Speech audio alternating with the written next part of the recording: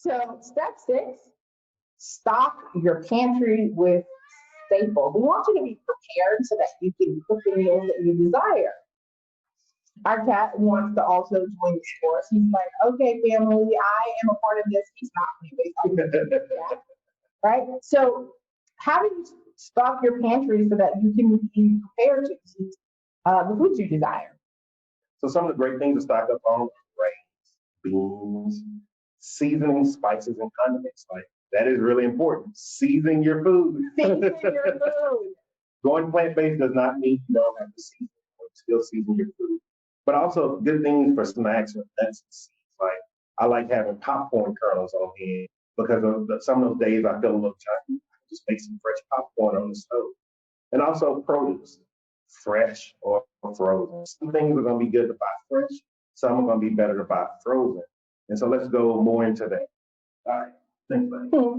Absolutely. So before we go into the fresh and frozen, like we literally are in a strange time right now. We just had a quarantine, and there were these news stories going on where people were saying, "Holy cow!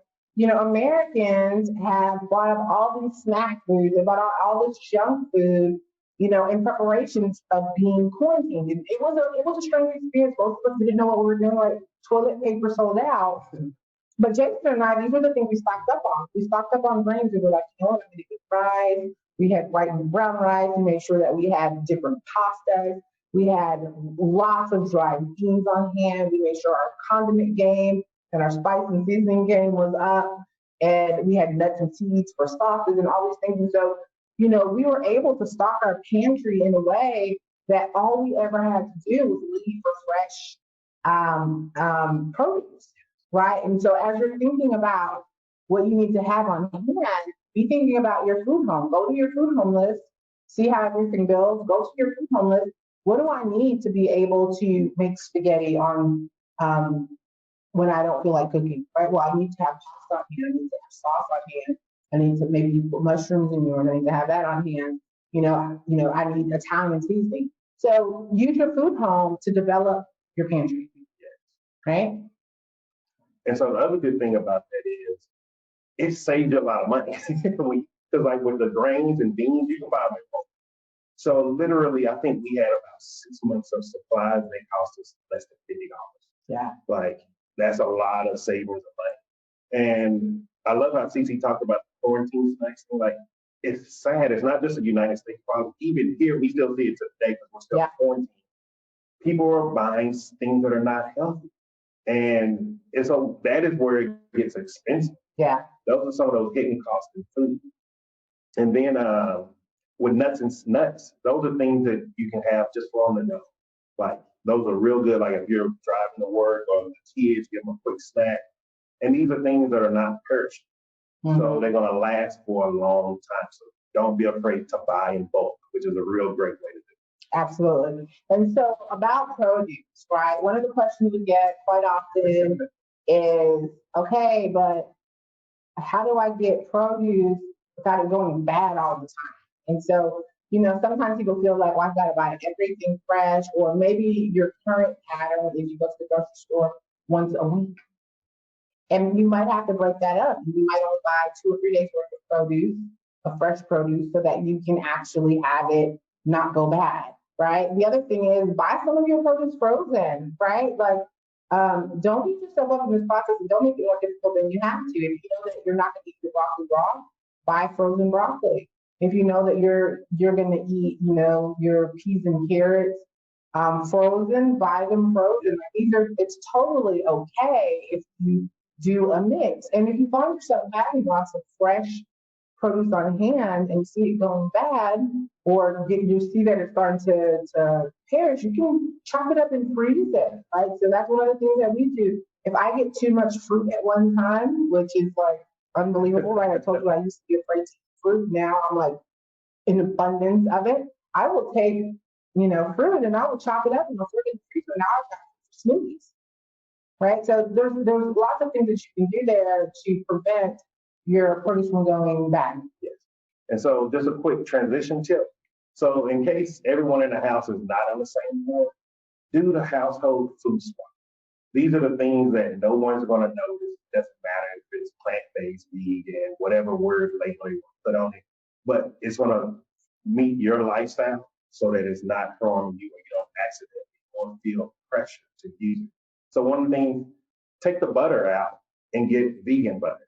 Taste the exact same. No one knows the difference.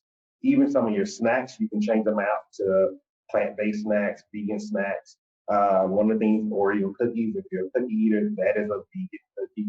It is okay. Most people think it's milk in it. It's just chemicals. It's just chemicals, not a health food, but it's certainly something like. Take, chicken, you can replace chicken and beef stock with veggie stock. Mm-hmm. Like that is a really good one. No one knows the difference. These are those little things where it's not going to be like, oh, you got rid of my butter, you got rid of my beef stock. Like, right, absolutely.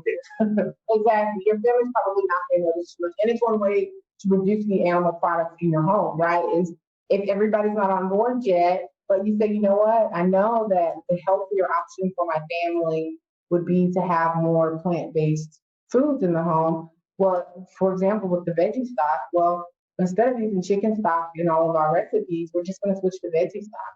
It's a very small adjustment and nobody's going to notice, right? And it means you don't have to buy two sets of food. Okay, well, that's their food and that's my food. There's some things that you guys can just simply swap and make your life easier.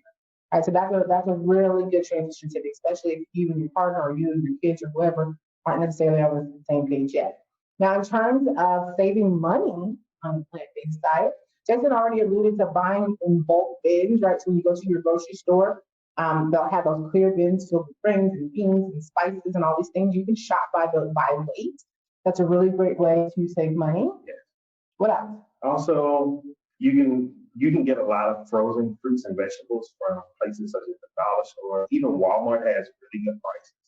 You don't have to buy name brand things. Look at the different options, and there's great ways to save money just there. Absolutely. So you can. One of the things that I always tell people too is if you've got ethnic markets in your area, like, dude, when we lived in America, I would go to the Latin market, I would go to the Asian market, I would go to the Indian market. One of the things Jason and I use often is chickpea flour, and we will go to an Indian market to buy it because it's going to be a lot less expensive.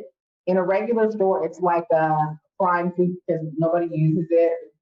Not as many people use it, so it's a lot more expensive. But we go to the Indian market and everybody uses it, so it's at a really reasonable price. So those are the sorts of things that you can do. You can shop around. We also, one of the things that Jason and I do is we have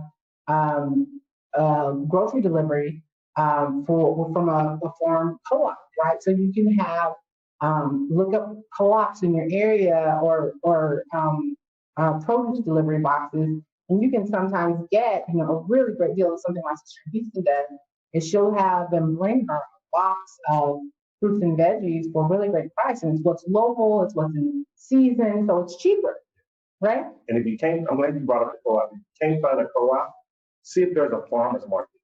Mm-hmm. And then just go and talk to the vendors. They're very nice people that are willing to work with you. Mm-hmm. You'll be surprised the type of deals you can get and the type of service you can get from them. Yeah. So don't be afraid to ask. And you'll learn about other fruits and veggies, right? So when you're feeling like I want a little bit of variety, maybe you want to sneak more vegetables into some foods in your food home. This is a really great way to do that, right? I never know what's going to show up in my box, and then it's like, okay, great. Let me add this into my ramen. Let me add this into my lentil. Right? So there are things that you can do to sort of get a little bit of variety in as well. So in your workbook here, you've got a list of different of all these categories, and we've given you some examples. We want you to go through and circle the items that are in your food home, the items that you want to make sure that you have in stock. And this kind of becomes your grocery list. You want to make sure that we've always got rice on hand, or we've always got pastas on hand, we always have, these condiments, these spices, these nuts and seeds. So after you've done the last step, this is why we say do the workbook in order. After you've done the first step in this process of identifying your food home and finding the recipes, now you get to create your grocery list.